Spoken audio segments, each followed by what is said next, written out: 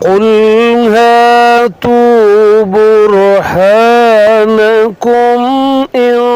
كنتم صادقين.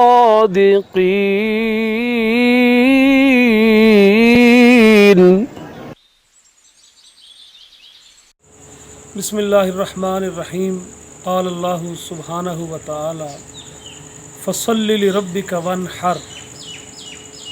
پس تم اپنے رب کی نماز پڑھو اور قربانی کرو. اس آیہ مبارکہ میں لفظ نہر جو ہے اس سے جمہور مفسرین نے قربانی ہی مراد لیا ہے. قربانی اس آیت کی روح سے،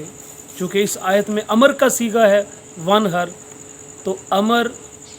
وجوب پر بھی دلالت کرتا ہے، خاص کر اس وقت جب اس کے ساتھ باقی قرائن مل جاتے ہیں. تو جب ہم احادیث پاک پر نگاہ ڈالتے ہیں تو نبی اکرم صلی اللہ علیہ وآلہ وسلم نے قربانی کا حکم بھی دیا اور اس کی فضیلت بھی بیان فرمائی، اور خود اس پر عمل بھی کیا، اور اتنا متواتر عمل کیا جو اس کے وجوب پر دلالت کرتا ہے. نبی علیہ السلام 10 سال تک مدینہ شریف رہے اور آپ ہر سال قربانی کرتے رہے. آپ نے قربانی کو کبھی ترک نہیں کیا. ایک تو یہ بات بھی کہ آپ علیہ السلام کا اس پر متواتر عمل کرنا اس بات پر دلالت کرتا ہے کہ یہ قربانی واجب ہے. اور دوسری روایات میں امر کے طور پر آپ نے اور تحدید کے طور پر فرمایا کہ جو صاحب نصاب ہوتے ہوئے قربانی نہ کرے وہ ہمارے عیدگاہ میں نماز پڑھنے کے لیے نہ آئے. تو اس میں جو شدت کے ساتھ تحدید کی گئی ہے، جو شدت کے ساتھ آپ علیہ السلام نے اس پر ڈانٹا ہے کہ اگر کوئی شخص حیثیت اور استطاعت کے باوجود قربانی نہیں کرتا تو وہ ہماری عیدگاہ میں نماز تک پڑھنے کے لیے نہ آئے. تو یہ دوسری دلیل ہے وجوب پر. اب سوال یہ پیدا ہوتا ہے کہ قربانی کے لیے نصاب کیا ہے، قربانی کس پر واجب ہے؟ تو اس میں سادہ سی اور اصولی سی بات یہ ہے کہ جس شخص کے پاس 52.5 تولے چاندی کی مالیت مال موجود ہو اور وہ مال اس کے قرض سے فارغ ہو اور حاجات اصلیہ سے زائد ہو. یعنی قرض سے فارغ کا مطلب ہے کہ اس پر اللہ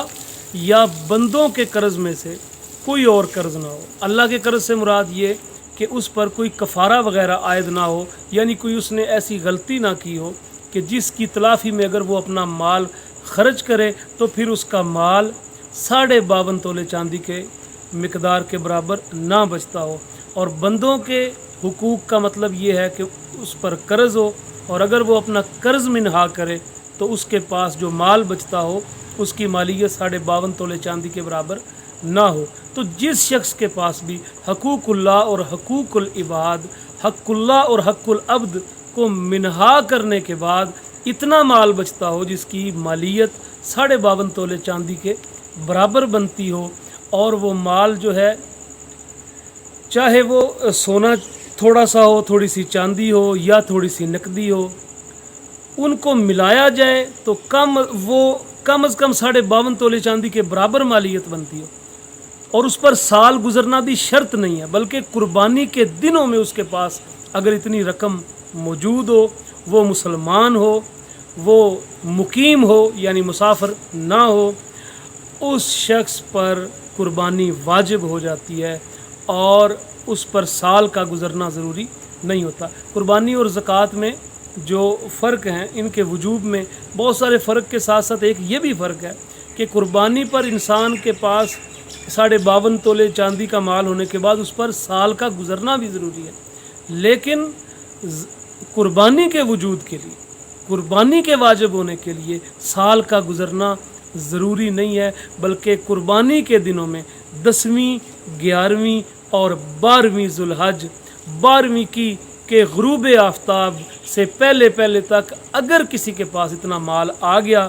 جس کی مالیت 52.5 تولے چاندی کے برابر بنتی تھی تو اس شخص پر قربانی واجب ہوگی اور اس کو قربانی دینا ہوگی. رہ گیا نابالغ کی قربانی کا مسئلہ، تو اس میں زیادہ تر اہل علم کا قول یہ ہے کہ نابالغ پر قربانی واجب نہیں ہوتی، چاہے اس کے پاس کتنا ہی مال क्यों ना हो, मुसलमान पर वाजिब होती है और मुकीम पर वाजिब होती है। अगर कोई आदमी शरी सफ़र, जिसकी मिकदार शरी सफ़र बनती है 48 मील या तकरीबन 90-92 किलोमीटर, तो उस शख्स पर भी कुर्बानी वाजिब नहीं। हाँ, अगर वो इन दिनों में मुकीम हो जाता है